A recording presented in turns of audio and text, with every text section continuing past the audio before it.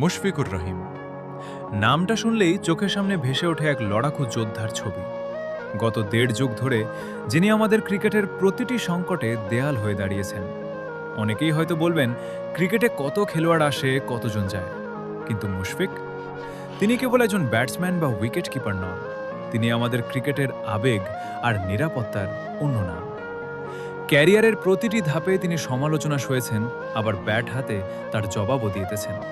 যখনই দল বিপদে পড়েছে, তখনই আমরা দেখেছি সেই পরিচিত দৃশ্য, মুশফিক উইকেটে দিনের পর দিন রোদে পুড়ে কিপিং গ্লাভস হাতে দাঁড়িয়ে থাকা, কিংবা ডাইভ দিয়ে একটা রান বাঁচানো।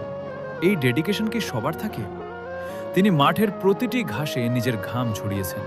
যখন তিনি আউট হয়ে মাঠ ছাড়েন, আমাদের মনে হয় যেন দলের অর্ধেক শক্তি হারিয়ে গেল।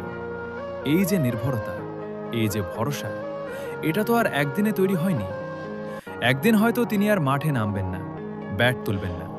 সেদিনই বোঝা যাবে এই ছোট্ট মানুষটা কতটা বিশাল ছিলেন। আমরা হয়তো তখন হাহাকার